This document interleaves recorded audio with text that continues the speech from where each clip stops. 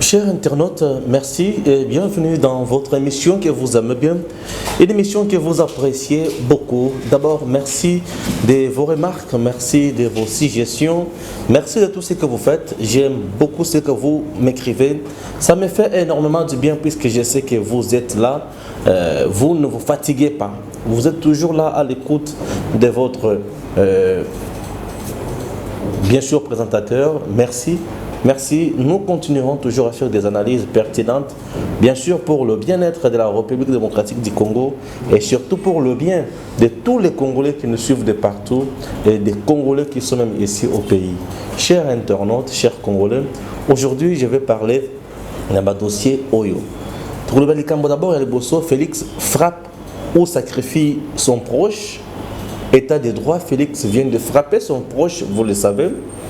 Et de deux, sur le Camboya, Baati Lukwebo qui vient de gagner le procès à Makamboa dédoublement et à parti politique, P dédoublement et à plateforme naïe, Oyo Ezali AFDCA allié.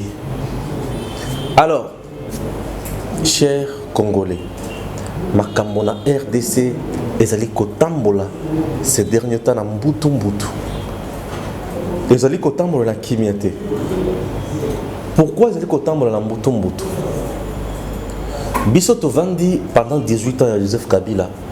Nano tomonate Joseph Kabila frappé membre ya cabinet naé pour un détournement ou soit pour une usurpation au pouvoir ou pour un Koteri Moroboy. Nous avons vécu époque moko ya ba patron batikali ka ba patron ya makasi ba pauvre batikali ka ba pauvre ya makasi batu ya pouvoir batikali ka batu ya pouvoir. À l'époque de Joseph Kabila, on nous a parlé de l'affaire 32 millions ya courant et Évariste Bocha a été cité dans ce dossier là. Totikala koyoka bakangi motute, totikala koyoka ba inquiéter motute. Nous avons vécu des choses tellement énormes dans ce pays. On a vécu l'année qui était toujours à côté, il y a des médias, des téléconsultes. Et il y avait du n'importe quoi. Il suffit, au final, un mal, Joseph, on t'arrête. Ce que ça, Colochène, Bakati signale. On a vécu des choses dans ce pays, chers Congolais. Nous avons vécu les choses déjà aussi, tu es là, osant a droit à critiquer comme il se doit. Beaucoup de gens ont été arrêtés dans ce pays pour la Makamboana. Alors aujourd'hui, l'entourage chef de l'État, Félix Tshisekedi, lui qui instaure l'État de droit, lui qui dit lutte contre les impunités, lutte contre les antivaleurs, lutte contre le vol, lutte contre aussi Makambo Bosoto. A aussi frappé directeur de cabinet adjoint à chargé de service en sous, M. Lobo. C'est M. Akeko, s'est payé le Lix, il a négocié Makambo ya diamant, il a Mbujimai, na ba trafiquant Moussoussou, sans l'aval et chef de l'État. Et paraît-il qu'il y a quelqu'un qui imitait une signature à chef de l'État. Il est allé même plus loin, il y a ça Oyo et Longobani na niveau na été. Ce sont des choses Oyo, mais ça n'a toujours côté les là. Le chef de l'État a l'ali pongité a dit non, et Bandi Mabé a frappé Malamoko, il se retrouve en prison. Très bien. Malamoko a en prison. Pour balan de la dossier à Malam, Baye Bake ezali pour nini à Salaki Bongo. Toke plus loin dans l'analyse, toke plus loin dans la recherche, bandeko. Toyoki que c'est M. Lobo était même ami à Félix Tshisekedi. Bazalaka na poto, il est de la diaspora. A Otaki kuna l'air Félix a eu pouvoir à Awa na Kinshasa bato aloba non, azui baninga na ya diaspora bato oyo abunda na bango na opposition akipe bango te azui miyibi aye na bango non bato bazokanisa ke diaspora baza miyibi nazotelemela bango diaspora congolaise oyo bavandi na poto baza miyibi te. Puisque à Kinshasa aujourd'hui, on commence à insulter la diaspora congolaise, tel que déjà que oh baouti na poto, azaki na pasi, abeti kayo esimbité, ayokuya na Kinshasa, bati na présidence, abani ko yiba, abani ko détourner, abani ko sala makambo usurpation au pouvoir. Non. Certainement à Salimbeba, mais on ne peut pas généraliser Kaya Lobo dans la diaspora congolaise. On a ko finga diaspora congolaise. L'erreur. Je vais vous dire que mon oyo a voyagé, aza moto oyo a tangi les sous-soufadé. Pourquoi je dis ça? Parce que biso a na Kinshasa to na Congo, batangi se biso makambo ebele. O tamusu tozana ba expérience na ngote, tozana ba pratique na ngote. To ebira makambo ya logement, to ebi makambo ya courant, to ebi makambo ya ba droit et consort. Mais moto oyo akujyo ko betela biso makambo ya droit de l'homme. Malamu eza bato baza na diaspora et sa diaspora congolaise bato bakobetela biso droit de l'homme malamu eza diaspora congolaise soki bani kotangela ke droit de l'homme elingi koloba boye aza na information oyo elongo bani. Pourquoi? Puisqu'il a vécu ça pendant un long moment. Si diaspora congolaise des fois bayaka na mboka na biso te eza mpona batracasserie ebele oyo eza na Kinshasa, batracasserie ebele oyo bakonzi mosusu bazalaki en place banda kosala. Alors bato oyo bazofinga diaspora congolaise la depuis bande mosusu bajournaliste na bamédia ya Kinshasa bazofinga diaspora. Oh Félix alokotaki na diaspora congolaise azaki chômeur kuna aye awa abandi koyiba. Non, ce monsieur n'a pas volé. Ils ont dossier oyo ezaki na compétence na été à sali. Ça peut arriver à tout le monde. Ça peut arriver à tout le monde. Mais ce qui va changer, c'est pour c'est un bel exemple que le président de la République vient de prouver à la face du monde. C'est comme Doli Makambo ici. Bagarde naye, bakendaki kosala, bozo ba yakoboma, âge ya hôpital, Vigiana. Est-ce que Doli Makambo était de la diaspora? Non. Il n'était pas de la diaspora. Ok? Ramazan et Chadari ici. Avant côté de la barrière à cour constitutionnelle et consort, est-ce qu'il était de la diaspora? Non. Les gens qui commencent aujourd'hui, il y a qui ça, mungwa pilipila des missions à Bango, baosa les rêves. La diaspora congolaise, c'est une diaspora instructive. C'est une diaspora qui maîtrise bien. C'est une diaspora qui connaît bien les choses. Kinshasa aujourd'hui, ce que je vis vraiment là, grâce à la diaspora congolaise. Vous savez combien d'États la diaspora congolaise a pris en charge les kinos, nos frères et sœurs qui vivent ici? Minerva, les Bélé, à Bananakela, c'est la diaspora congolaise qui le fait. La diaspora qui se trouve en Belgique, en France, en Canada, en Italie, en Pologne, en États-Unis et consort. Moi, je ne suis pas avocat, avocat de la diaspora congolaise. Non, je dois défendre ce qui est juste. La diaspora congolaise, moi je la respecte beaucoup. C'est une diaspora qui a beaucoup contribué au social des Congolais. Au moment où Joseph Kabila et ses acolytes ne savaient pas bien payer les gens, la diaspora congolaise avait pris en charge nos familles, chers Congolais. Oh, chers journalistes, chers analystes politiques,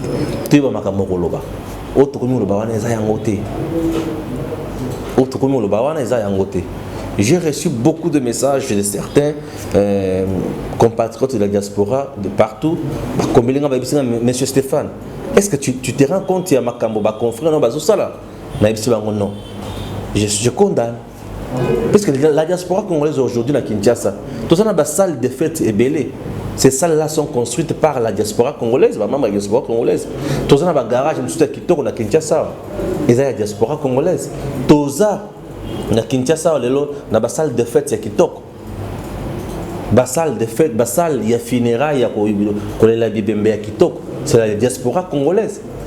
OK, tout ça na société mususu ya transport ya ba 5 bus 6 bus 7 bus, c'est la diaspora congolaise. Quelqu'un qui est en Europe, qui travaille parfois dans des conditions difficiles, à travailler pendant la journée, à travailler pendant la nuit, et à Kangisi Mongo, à sommer Moutoka, Tindi pour la famille, na famille, à Bandi Koboula na Moutoka, Bazotang Sabaleki, Bazotang Sabayaya, Bazosunga Baboti, Bana, Bazosala Makama bien, Bazosala Bango. Non. Moi, je respecte beaucoup la diaspora congolaise. Le monsieur Lobo, qui est le directeur du cabinet adjoint chef d'État de service, ceux qui a salé Mbeba, va corriger la Mibeko. Motonio a salé Kambeba. Le coup, la salé Mbeba, on a Bako, Mibeko et Loba. Parce que nous sommes dans un état de droit. Balandeli Kamunaye, Batali qui a salé Mabé, et sa compétence n'a été à la prison. Mais ça se limite là. Ça se limite là. Au lieu de place, il y a tout comme un point, il y a comme un diaspora congolaise. Non. Un peu du respect dans la diaspora congolaise, chers Congolais. Alors, Makamwa Diamant, Nambo Kanabiso, et ça a structure au Yolandaka. Récemment, Makamwa Diamant, Oyo, Batu, Monazolanda, Batumsu, FCC, Batumsu, il y a la Mouka, oh, Bazo fin la diaspora congolaise. Non, écoutez, il ne faut pas faire ça. Et ces choses graves là, Batumsu, oh, Baza Félix, Moussou. Oh, baza ba mécontent, bazo finga non diaspora congolais diaspora. Ba yaki aventurier, bazo belo ko sala te au moins je revendique que c'est compliqué. Non. Lambert Mende ici, ba kangaye awa. Na diamant. Na ba trafiquant ya diamant. Il semblerait qu'il y a banda ko sala kopo na banda kala kopo ya diamant. Toyo kaka mikolomi balé mikolomi satu boy o nini ba ke na centre ya expertise va trouver qu'ils acquis faux diamant. Faux diamant na maboko ya Lambert Mende qui ko sala nini. Est-ce que Lambert Mende na âge na wana akoma ko sakana mabanga na maboko? Ala sa ngombe batuke bota la diamant. Boni ba aventure ko batu wana o baya ipa Lambert Mende. Bazalaki batu bayi ma diamant te. Dossier on est kindra. Contre l'expertise ya ma diamant c'est la ningeni. Et puis batu basala contre l'expertise ya ma diamant Lambert Mende. Baza banaka batu o bango moko banomaka. La pire petit na bango, ce sont des choses où tu dans les langues. Peut te trouver batuke, batomabé, baza ebele. Je dis d'abord que je condamne Oyo, vice-directeur de cabinet, il y a chef de l'État Sali. J'apprécie Nébatia Nakacho, mais Makamo est comme Koloba. Chers Congolais, nous devons savoir se respecter totalake. Nani ape sakanini, namboko. Ok? Nani ape sakanini. Et tant qu'on a comme un mois FCC, non, il faut tous en assumer. Ceux qui trouvent la impunité, ils ont la diaspora congolaise. Impunité, c'est le FCC. Non, il y a ébi mamoté. Non, il y a évité. Toyebani. Toyebani. Toyebani, il y a nini, non, il y a salanini. Banani bateka banda kwa l'État, toyebi. Banani bavana na banda kwa l'État, toyebi. Banani bazwa banyama kutu o izaki pona ba parc mosusu mais il se retrouve na parc na bango to yebi makambwana to ça na ba preuve. Ce sont des choses oyo to ko lobela makambwana suote mais ceux qui botumbolinga les sous na lobelango. OK? Moi j'aime qu'on respecte tous les Congolais. On doit respecter tous les Congolais. Parce que lorsque vous dites que non, diaspora congolaise bazo maîtriser te ba yebi le communauté non, écoutez, un peu de respect. OK? Donc c'est un peu ça. Alors, on a confrère au Baosa et le Kouana. Vous avez peut-être que vous n'avez pas encore eu la chance de voyager. C'est pourquoi vous avez commandé au Salamangamona. Il y a que dénigrer Batouana. Batouana sont de vrais combattants, des vrais hommes. Batouana, Batala Kapasi à Congo, Bazo, Bavanité. Hein? Mon tout pesant tali avant de passer à Congo, Boetia le BT. N'a-t-il pas Nikili Moussou? N'a-t-il pas pour la libota? À quel père le pour la libota? Écoutez, ce sont des gens que nous devons respecter. Ce sont des gens que nous devons respecter. Ça c'est les alliés pour y aller bosso, c'est un bon signal pour notre ministre nyonso au Batikali. Tokobanda kolandela moko na moko. Toyeba ke nani aibi, nani a détourné, nani a zozo ba décision ou longo banité. C'est très important, puisque la création de ministères a des significations. La première, c'est la signification politique, ou c'est l'aspect politique. L'aspect politique, c'est-à-dire bokabola gâteau, ne monesala kokabola gâteau. Mais l'aspect technique, c'est pour répondre aux difficultés du peuple. Et avant de répondre aux difficultés du peuple, vous devez le maîtriser. Boyebi qui population a des difficultés, boye. Et à ces moments-là, vous devez répondre à yango. Au cas contraire, vous devez kaka ko balibisier, vous devez kaka ko beta défi ko fio et ko simbati. Notre pays souffre beaucoup. Pourquoi? Puisque nous n'avons pas de technocrates. Ou soit les technocrates sont là et ils sont mis à côté. On nous met toujours à la tête de ministère, parti politique,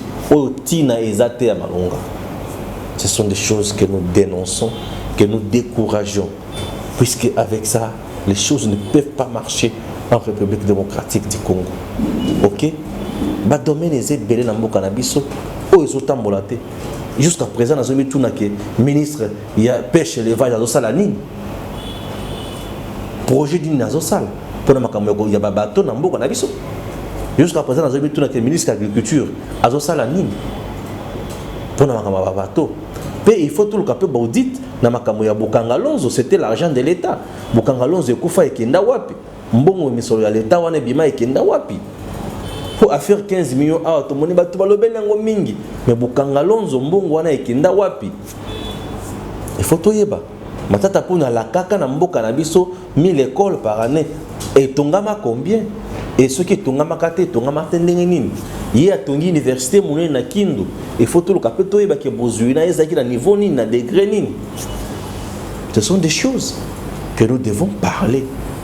Ils attendent la vérité. Il y a comme ça la makambo ils la vérité na mboka na biso. Poto y baki le bien mal acquis ils ont profité na banani. Batebele va s'enrichir dans le Congo, le peuple congolais. Va s'enrichir dans le Congo, la population. Comme étant au scoto yebake, o yazaki boye, o yazaki boye. Pour pas mbatter, aussi mbatter. La vraie opposition devrait aussi commettre un point wana. Je vois l'opposition qui fait aujourd'hui la Mouka, mais c'est la distraction pure. Et une distraction totale. Et c'est là qu'il n'y a pas Moïse Katumbi a fait quoi pendant ce mandat? Quand il fut président, coordonnateur à la Mouka? Rien. Bemba, qu'est-ce qu'il a fait? Rien. Mouzut aujourd'hui, c'est pour faire encore quoi? Distraction. Est-ce que vous remarquez quelque chose? Moi j'ai compris quelque chose. Le coup là, il dit que Mbongo est atteint dans le coordination, il y a la Mouka. Il y a un bazoti kango na pertenance. Ce qui mbongo c'est là que on va misser verset belé, on va misser article, et on va mener interprétation. Vous savez pourquoi les gens interprètent beaucoup de lois dans notre pays? Mais c'est pour rester dans ma position bazo dans la langue. Bah tu vas interpréter la loi en pour bailler que ce qui interprété à qui interpréter en faveur. Et vous savez pourquoi on interprète? Non, le chef de l'État Joseph Kabila doit rentrer encore. C'est parce que bailler que les alliés panabango. Ceux qui sont président, qui est président de la République, à ce que l'autre côté. Toi, tu penses que les gens allaient se battre pour aller devenir président de la République? Non. Non. Et vous pensez lorsqu'ils deviennent président de la République, ils vont vraiment un souci pour Namboka. Le premier souci, c'est pour satisfaire Batonambango.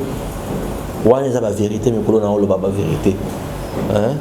Vérité en moi.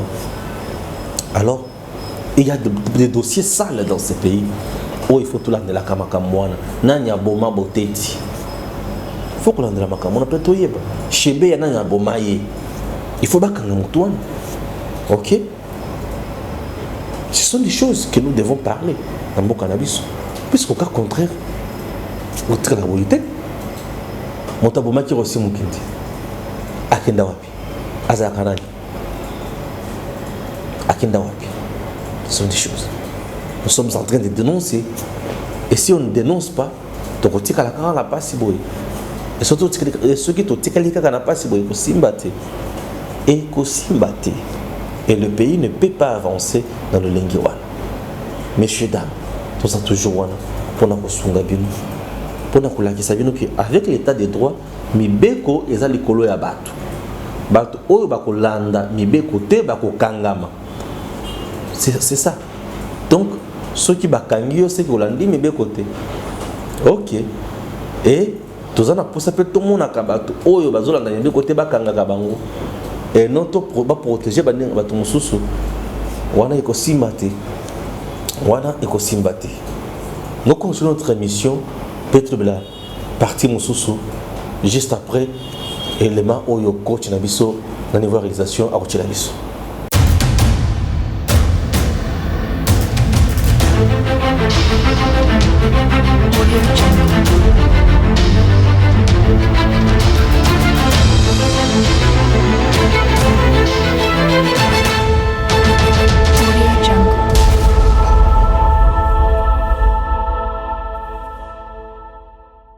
Merci. Merci réalisation, merci coach. Pour mon salaire, message toujours comme ça là, ça me fait énormément du bien. Moi, je suis dans jeune boy, je suis dans ah oui. Bandeko, les Camboya bahati le kwebo. Nasi na solola makambo wana na bino. Et aujourd'hui, nous devons voir clair dans ce dossier. Oui. Nous devons voir clair dans ce dossier. Qui va protéger qui? Est-ce que Félix va protéger Joseph aujourd'hui ou est-ce que les lois seront-elles appliquées ou non? Comment?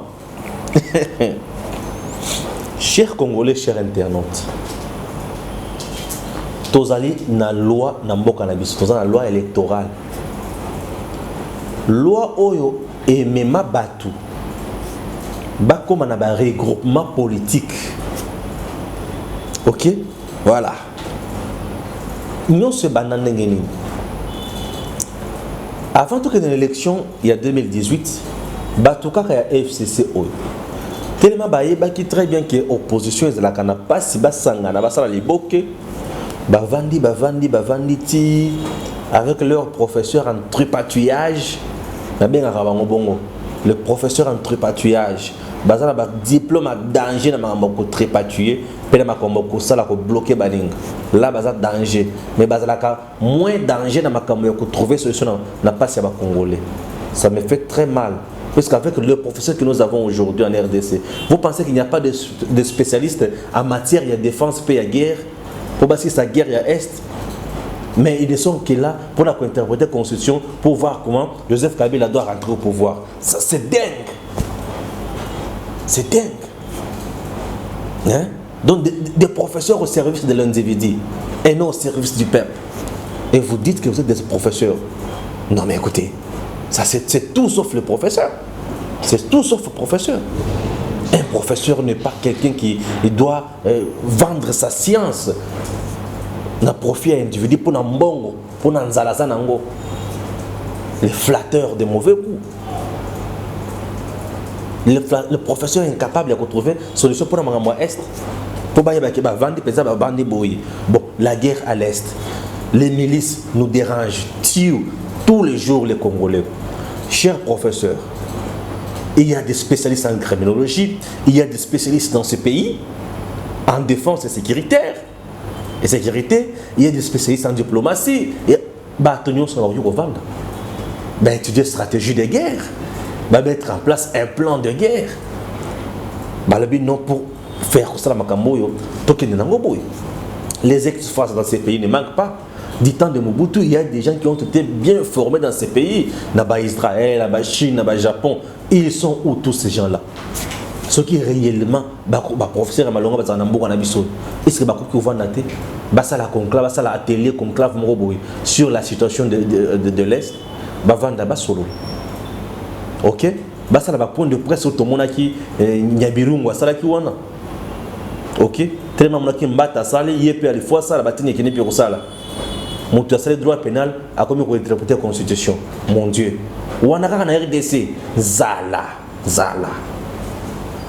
côté na mitu ba professeur science ke na mabon et si or science vanda kana mitu.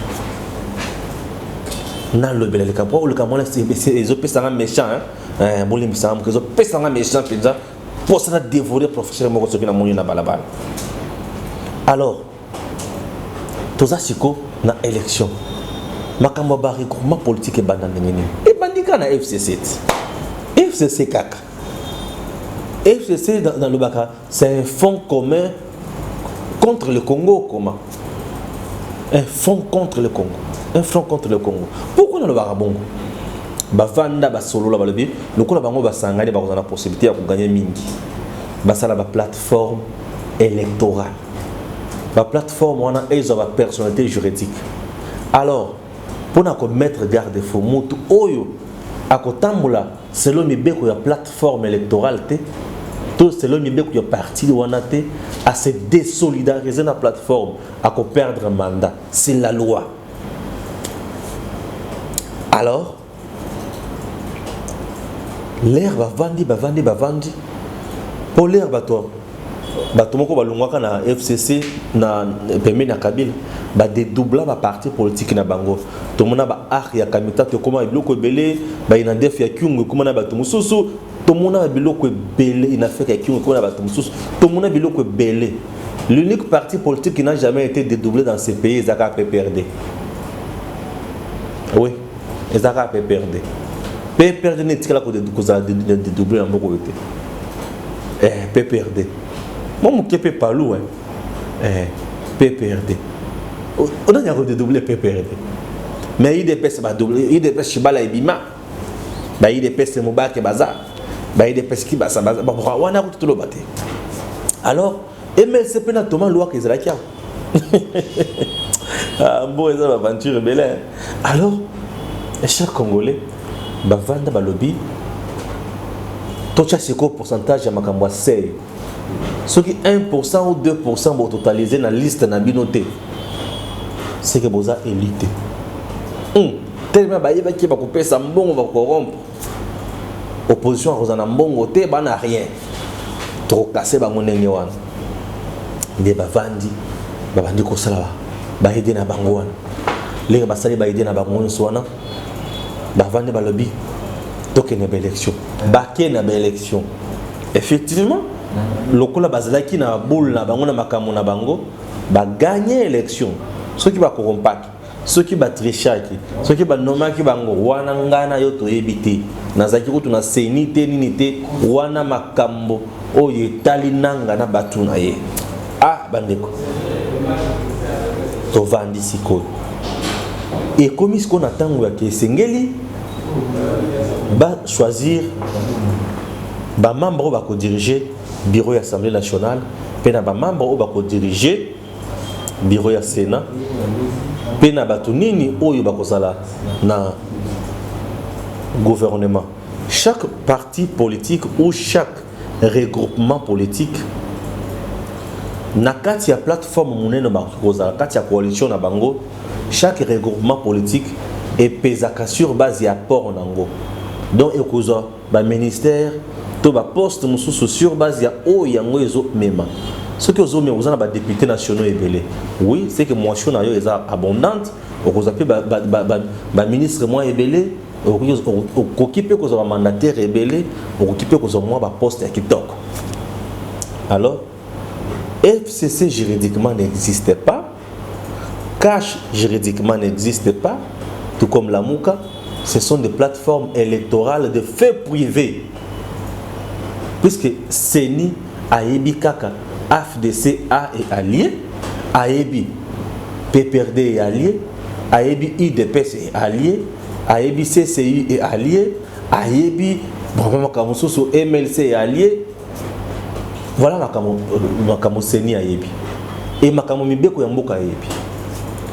L'air c'est quoi comme on va choisir batuna katia FCC pour ba postile bazala na Assemblée nationale na bureau ya Assemblée nationale pe na gouvernement et consort baati batu ya AFDC et allié bavandaka bango moko balebe to ko kende ko sololana ba partenaire na biso na katia FCC mais lokola est comme tour ya élection ya makambo ya bureau ya Sénat na bureau ya Assemblée nationale c'est le PPRD qui gagne là-bas puisque bureau ya Assemblée nationale PPRD Janine Mabunda nazali présidente de l'Assemblée nationale comme ça PPRD a gagné quoi PPRD a gagné des sources prématures premier ministre dans Mboka na biso azali ya PPRD vous voyez ça premier vice-ministre en charge de la justice, Azali a été perdu. Maintenant, qu'est-ce qu'on peut faire? Bisopé, tu as AFDC A, tokende to pona bato na biso misato to proposer na bureau politique ya FCC to lakisa bango ke biso pe tolingi moko na biso misato oyo a postulé pe bocha ye pe comme candidat na Sénat azala pe président ya Sénat Joseph Aboy Bahati Siliki les Bahati Siliki batu ya FCC babandi d'abord nini ko corrompre batu ya Bahati ba Steve Mbikai na batu mususu ba se retrouver kuna banene nkulu ba se retrouver kuna na FCC et de deux Bahati se retrouver na batu ebele ba président ebele il y a plateforme électorale wana Bahati a fondé les Cambouana na justice pour la usurpation à pouvoir tout et consort a fondé ba nene nkulu a fondé ba Némi Moulanya pour ba ngone moto ba de doublaki yango FDC allié et comme FDC allié bar FCC mais juridiquement ça n'existait pas mais ces gens-là se disent des professeurs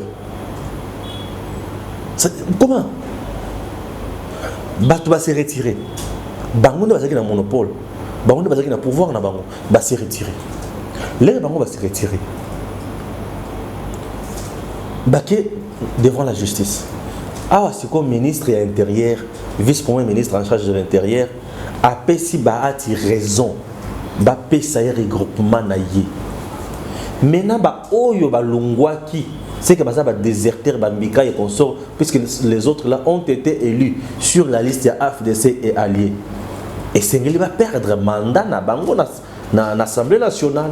Na ba obaza na Sénat, il faut pas perdre mandat, va la remplacer par d'autres suppléants, par d'autres candidats, mais au batikali kaka na AFDC allié à Bahati. Aujourd'hui, elle est comme côté et Salem. Pour battre va perdre mandat na bango. Et tout ça, le coup les autres les matés, c'est qu'ils doivent protéger Ngoza Félix. Il y a mutu à se protéger Ango, à se protéger Kabila nae. Parce que Mibeko Yango wana, l'état des droits, bah on ne faut pas perdre ma mandat wana, mais bah se perdre Yango tendengenini. Bah membre au bazana gouvernement, au bazana quota ya AFDC allié. Et c'est ngeli ba lungo bazo ba pesa Bahati quota nae. Si ko bazo lungo te pona nini. Pour Félix Réseau protéger Bango. On doit dire que maintenant, Félix protège les antivaleurs. Oui. C'est compréhensif. Et pourquoi justice de salam salangote. Ce qui va le dire qu'il y a beaucoup de Kamouana, oui. Tous osez là, procureur général de la République, tous osez là, ministère de la Justice, tous osez là. Assemblée nationale va invalider les biso batouana maintenant va valider mandat ya batou mususu est-ce que ko salema Assemblée nationale na maboko ya batou FCC est-ce que ba ko sala tant on a vu ça que les gens oyo ba message d'impunité ba FCC boboya ba ko sala té mais bangonde muto siko bazana impunité bazana tort est-ce qu'ils vont exécuter ça? Puisque Bahati vient d'être maintenant mis dans ses droits. Est-ce que le FCC va exécuter ça dans l'Assemblée nationale? Je ne pense pas. Impunité totale, état des droits dans la rue. Félix foule l'état des droits au pied. Ce qui s'est limité, la coalition FCC cache marche sur l'état des droits et les paisibles citoyens au bazan a babouclé na simaté. Ba compatir kaka reguerre ya loi mais ba oyo bazana batu na sima ya ba bras fort ba compatir yangote c'est la politique des deux poids deux mesures et avec ça l'état des droits on ne peut pas en parler en République démocratique du Congo. Ce sont des choses que nous devons dénoncer puisque bango ne faut pas perdre mandat. Maintenant lorsque le vice-premier ministre de la justice de l'intérieur donne raison na Bahati, c'est-à-dire premier ministre il faut azo déjà acte yake bato bazana katcha il faut pas démissionner, il faut pas démissionner, mais ça peut bazana quota ya bangote. Ce sont des gens frauduleux na katcha bato. Ah oui hein. Baza bato ya le quota na katcha bato, faut pas quitter. Et les chefs de l'État aussi doivent voir ce qu'il faut faire.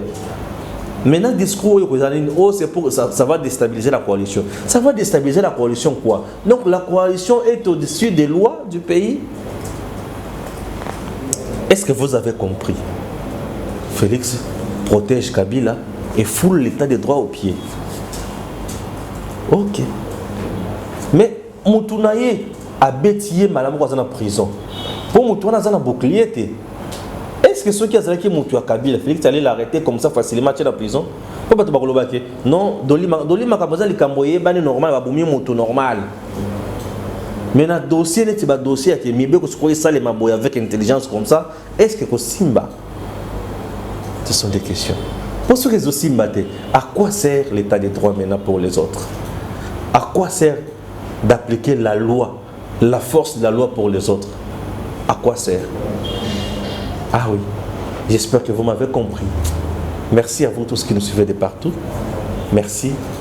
Tous avons toujours pour nous qui savent que mais bien qu'on a vu son amour qu'on a vu sur les alliés, mais plus coalition est causale, plus impunité est causale. La coalition égale l'impunité avec Félix. C'est ça mon sujet. À très bientôt.